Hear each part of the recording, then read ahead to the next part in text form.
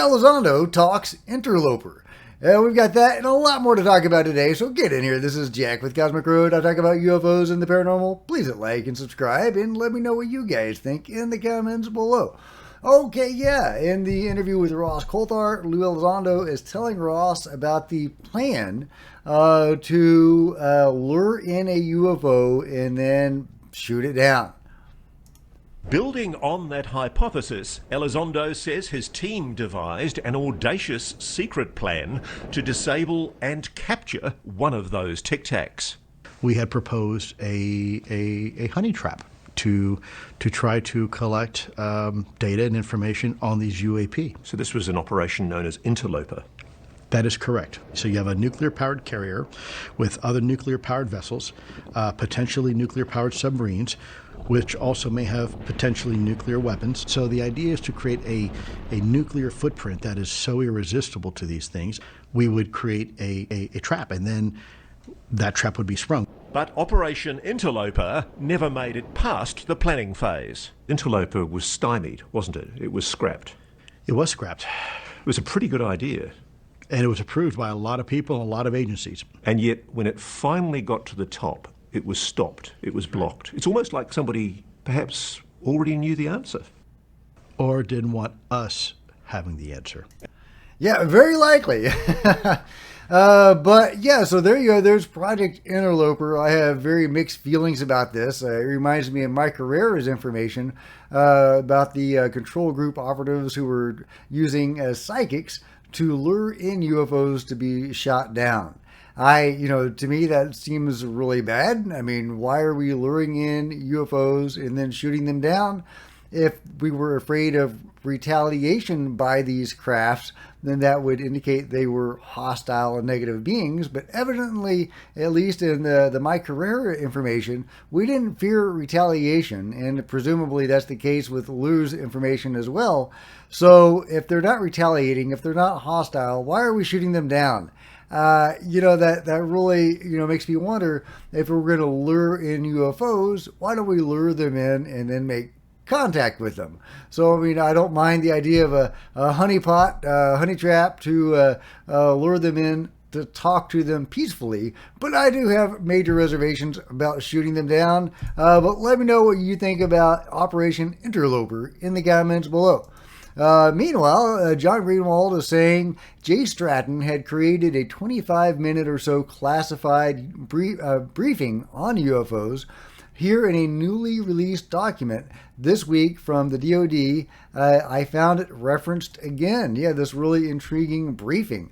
Wouldn't you love to see a 30-minute or 25-minute briefing by Jay Stratton on UFOs? Where is that? Why is it classified? They could just, blur out or redact the portions that need to be redacted. Why not let us all in on the briefing, right?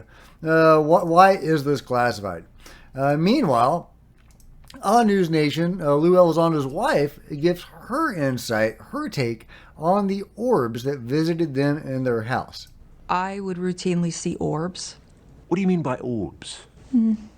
Small little spherical green, lightish green type of color. And I'd be just walking down the hall and I would just stop and it would just continue to go right through the wall. So we're talking about the hitchhiker effect. Something had followed Lou home from work. Or by his very nature, yes. How did he explain things? Was he able to talk about what was going on? Not well. I could imagine. Yeah, so really intriguing that orbs were visiting Lou and his family in their house. They seem to have been benign. They don't seem to have done any harm. I would love for Lou's take on all this to be a little bit more positive. But hey, I understand where he's coming from. But just as an example, this is Joe Rogan and Lou talking, and I can't play the clip because I always get copyright claimed with Joe Rogan. But Joe is asking him about this idea of bodies being containers for souls. That information comes from several sources. The beings have told people that. Bob Lazar said something like that. So, what is that all about, and what's Lou's take on it? Well, Lou says he's never even heard of that theory. That seems weird to me, that Lou would never have heard the theory or the idea that bodies are containers of souls, and that beings have told people that. That just seems strange that, that would have escaped him. The Bob Lazar information has been all over. Surely Lou is familiar with the Bob Lazar information and other similar, instances. So I'm a little unclear on all of that. But let me know if you think Lou is, being honest here, or if he just doesn't want to go there, because he is trying to address the mainstream right now and trying to get the mainstream engaged in the UFO topic, which I totally respect and understand. And he may not want to get too woo. I just have a hard time believing that he never would have heard the containers for souls idea. Again, you can look at that in a positive or a negative way, the containers of souls thing. But either way, it's strange that Lou says he hasn't heard of that.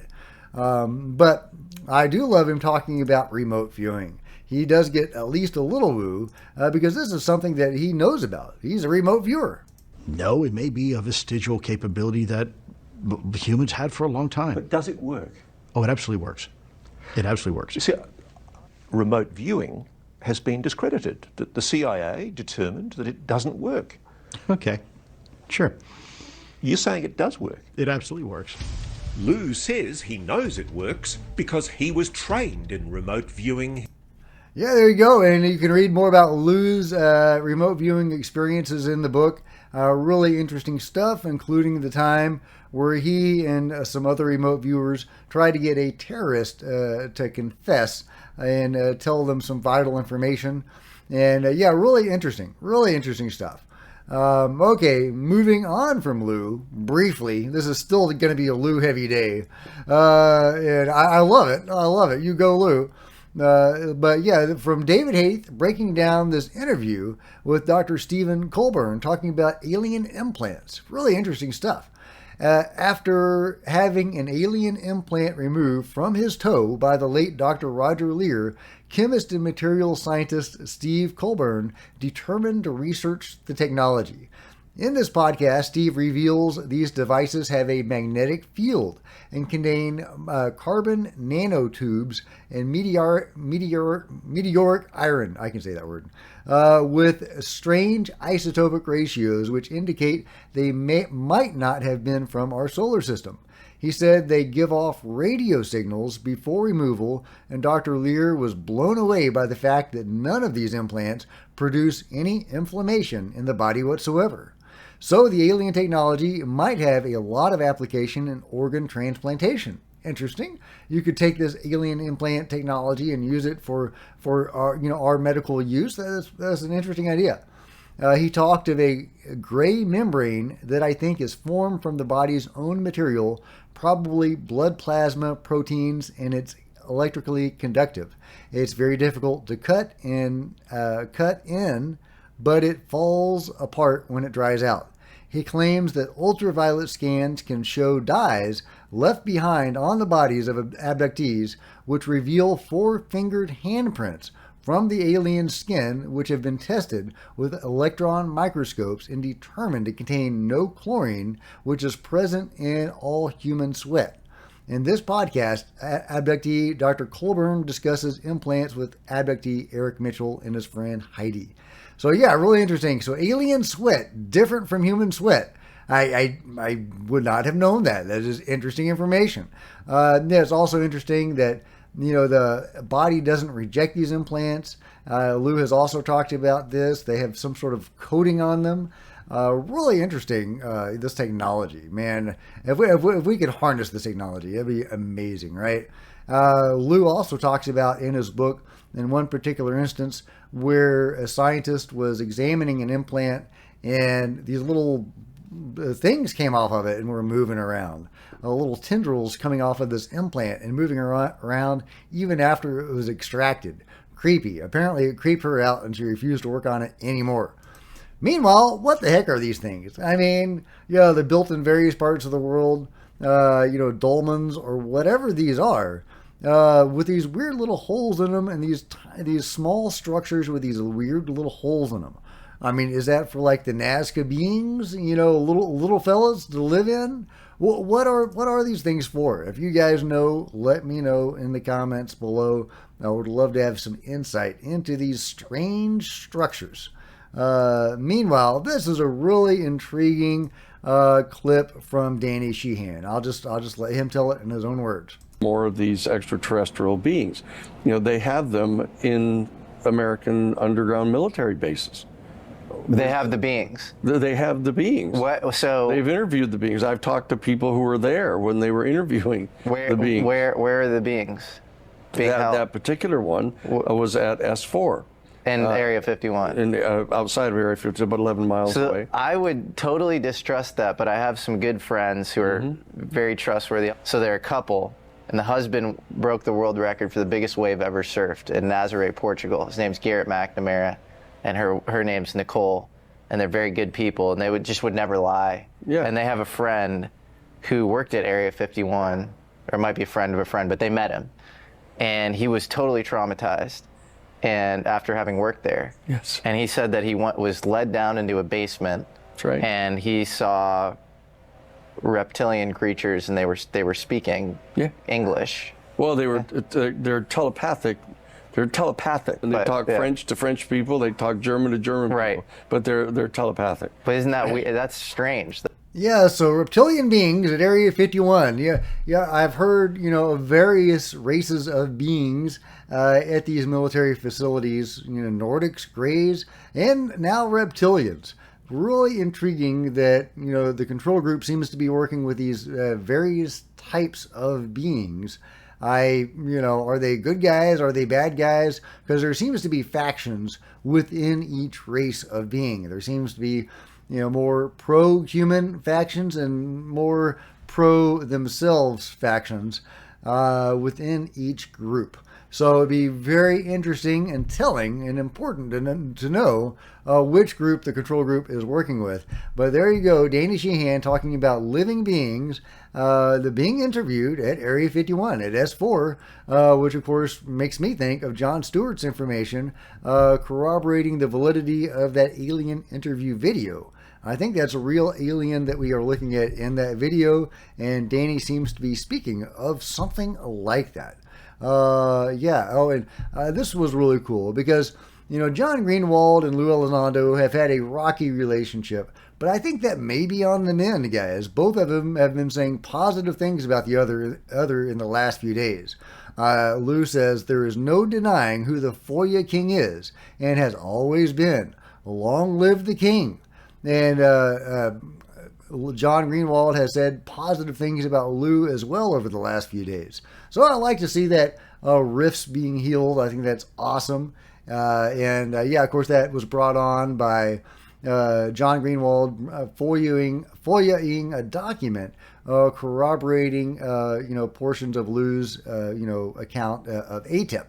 So really good stuff. Speaking of Lou, of course, we've got to be speaking of Lou. I love it. He is starting a YouTube channel, guys. That's right. Lou Elizondo going to YouTube. Hi, everybody out there in YouTube. I'm Lou Elizondo, and welcome to my YouTube channel.